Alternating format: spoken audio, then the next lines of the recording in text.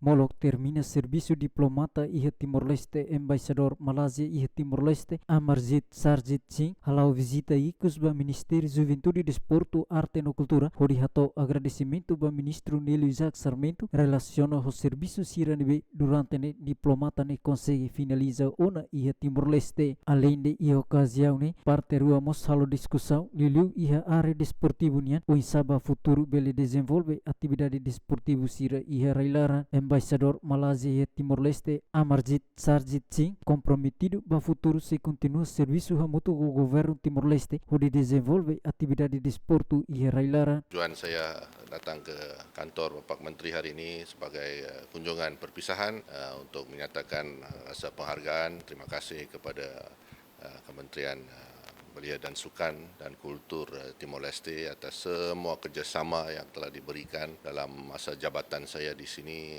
lebih 37 bulan. Seperti yang Mulia Bapak Menteri sudah bicarakan, sudah omong tadi, berkenaan pembangunan sukan sepak takraw ini dekat sekali dengan hati kami di Kedutaan Besar Malaysia. Karena bila saya sampai 3 tahun lepas, saya pikirkan kalau Timor-Leste mau sudah masuk ke ASEAN, sukan ASEAN ini ke depannya kita akan terus melihat bagaimana Malaysia dapat mendukung perkembangan sukan, termasuk juga memberikan pendedahan kepada atlet-atlet Timor-Leste di pertandingan atau kejohanan yang berlangsung di luar Timor-Leste.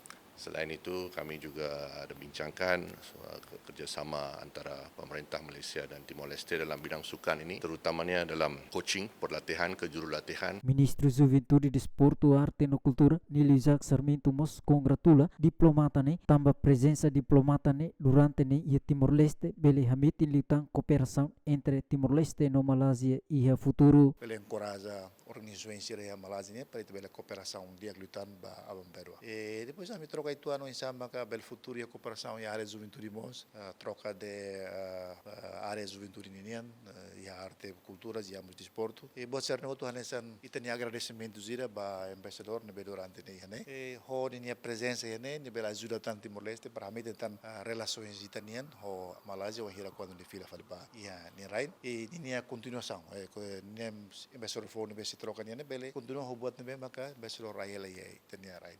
Embaixador ninia Serisi Timor-Leste Ramatona, niamos atu prepara fila falba ninia rai.